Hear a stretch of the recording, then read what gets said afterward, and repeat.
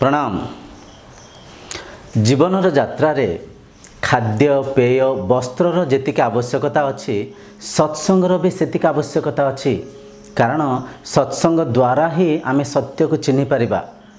जीवन में देखंतु अनेक मिथ्या को आमे सत्य मानिकी सत्य को न चिन्ह पारिकी अजाणुतरे अकारण अशांतिग्रस्त ही था। जिते आम सत्य को चिन्ह पारिबा सत्य कौन जापर और बुझीपर आप देखिए मन में केते आनंद केते शांति रे मन परिपूर्ण हो से परिका गोटे कथा। आज आमर विषय वस्तु है मृत्यु कौन। मृत्यु को आम ठीक से बुझा, मृत्यु को आम ठीक से जानिबा, मृत्यु प्रति मन रे थिबा भय को आम दूर करने प्रचेषा करवा। देखो ये संसार में जिते बड़ बलशाली योद्धा हुंतु जिते धनीमान व्यक्ति हुंतु मृत्यु प्रति मन में अनेक माने डर थाए, भय थाए। आमे जेबे केबे भी मृत शरीर को देखुचे अजाणुतरे भयभ्रांत हो जाऊँचे, आमे अशांतिग्रस्त हो जाऊँचे, आमे डरी जाऊँचे।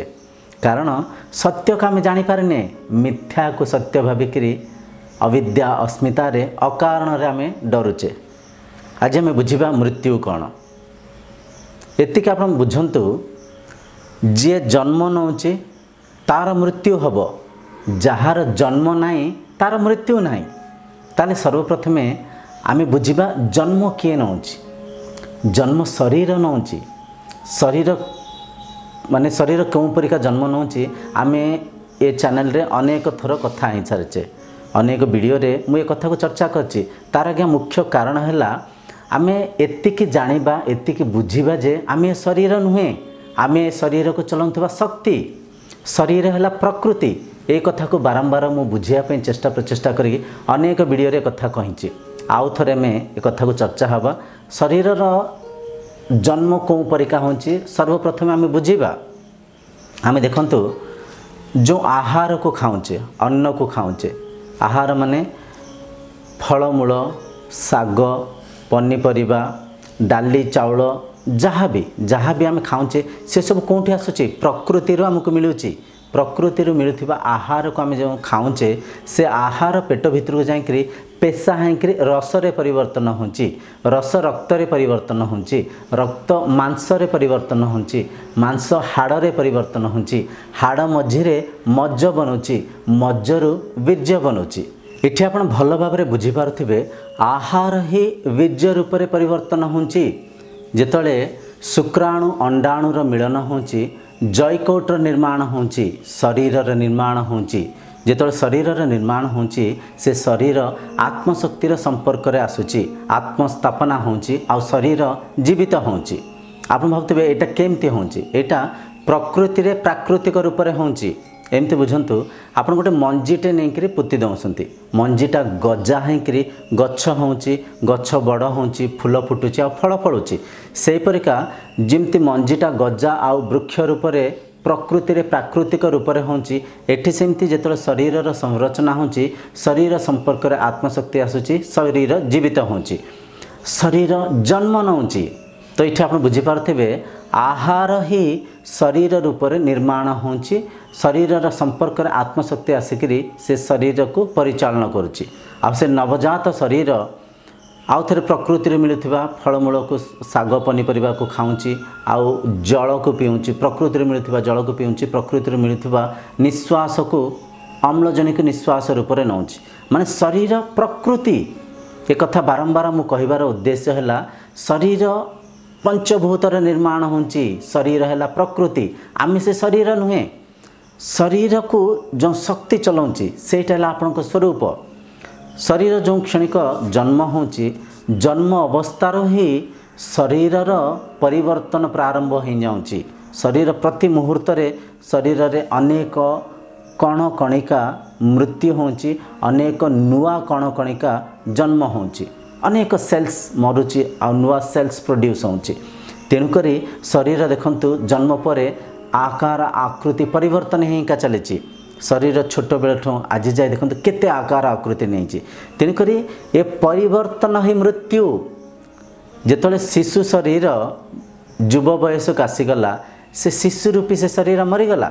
युव बयस जो शरीर जिते युक्त बयस को आसीगला से युव बयसर शरीर मरीगला युक्त बयसरे थिबा से शरीर जो वृद्धाप्य को आसीगला बुढ़ा होगला से युक्त बयसर शरीर मरीगला माने मृत्यु प्रति मुहूर्त घटित होची आम ताको बुझी पारने आम ताको चिन्ह पारने मृत्यु माने परिवर्तन एमती बुझंतु गोटे बरफ खंडे अच्छी बरफ जो उष्पर संपर्क आसिक तरली जाऊँगी आम भावुचे बरफ मरीगला बरफ पानी रूप में परिवर्तन होगला पानी जिते गरम हो जाऊँगी बेसी गरम हो जाऊँगी बाष्पित हो जाऊँगी आम भावुचे पानी मरीगला बाष्पित पानी जिते बादल को जाकि वर्षा रूप में फेर आउसरे बरसुची आम भावुचे कि गोटे नुआ जन्म है किंतु एटा गोटे साइक्लिंग चली कहीं मरुना कहीं जन्म होना बरफ पानी रे पानी बाष्प रे बाष्प फेर वर्षा रे वर्षा फेर पानी रे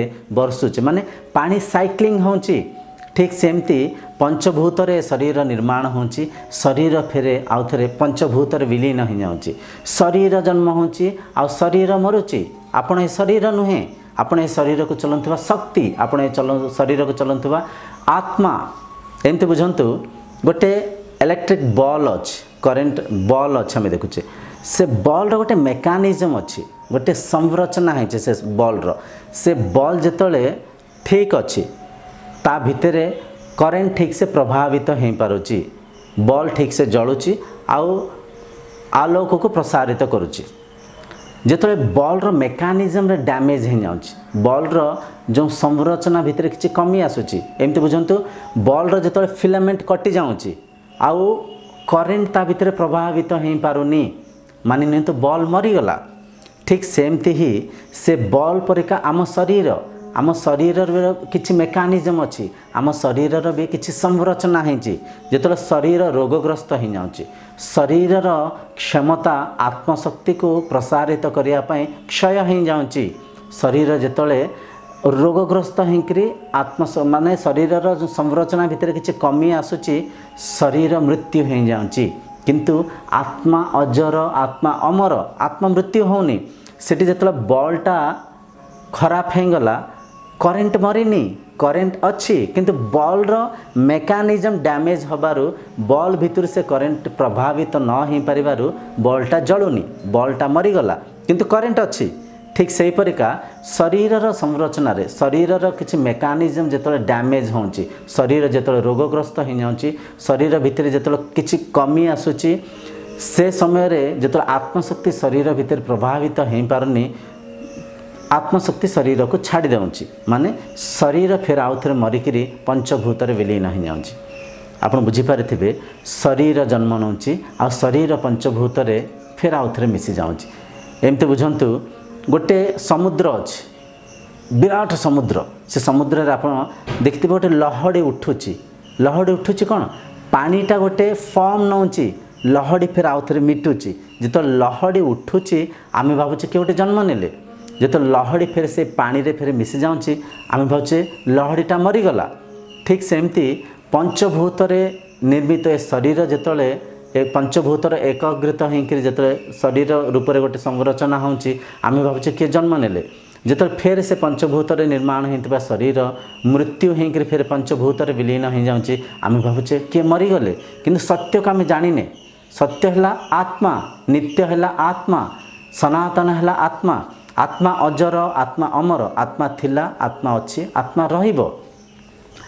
जेमती समुद्र रे पानी थिला पानी अच्छी आ पानी रहिबो पानी है सत्य लहड़ी है किछि समय पे पानी गोटे स्वरूप को धारण करिछि सेमती शरीर है पंचभूत द्वारा किछि समय पे किछि स्वरूप को धारण करिछि आ पंचभूत रे फेरे आउ थे मिसी जाऊँगी किंतु आत्मा सत्य आत्मा है आपण आत्मा अजर आत्मा अमर आत्मा केबे भी बुढ़ा हेबनी आत्मा केबे भी मरबनी आत्मा को आज जाए संसार रे एमिता कौन सी हस्त्र शस्त्र निर्माण हैनी जे आत्मा को मिटे पार मारी पार कहीं आत्मा है आधार आत्मा देश काल वस्तुर ऊर्ध्वे अच्छी आत्मा है एक ये कथाटा आम मन टिके बुझीपार न आत्मा ठीक अच्छे आत्मा गोटे किसी एनर्जी परिका किसी शक्ति परिका जी कि शरीर को चलाऊँगी किंतु आत्मा एक केमती शरीर तो केते आम देखुचे केते शरीर भितर से आत्माटा केमती अच्छी या चिन्ह पाइले आपण मोक्ष प्राप्ति करि पारिबे।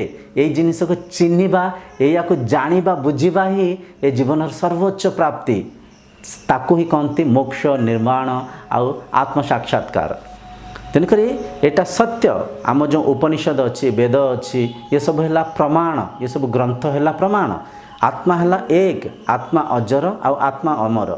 आत्मा के बेले मरी पारिबनी, आत्मा को ना पानी भिजई पार, आत्मा को ना अग्नि जलई पार। आत्मा अजर आउ आत्मा अमर। आउ सबुठ बड़ कथा है, सबुठ खुशीर कथा है आत्मा हेले आपण। ये शरीर मृत्यु हम। आप मानते गोटे सार्ट पिंधि, से सार्ट को जब आप निजे भावे ए सार्टा मु, सार्ट फाटीगले आप भावे मु फाटीगली, सार्ट चिरीगले आप भावे मु चिरीगली। जिते आप सार्ट को आप गोटे भिन्न चिन्ह पारे, बुझीपारे, जानीपारे जे सार्ट मु नुह, सार्ट मोट भिन्न। तेबे केवल आप जानीपारे जे सार्ट फाटीगले आप माने दुखित हेबेनी, सार्ट चिरीगले कि सार्ट मैला होगले आपड़ के दुखित हेबेनी।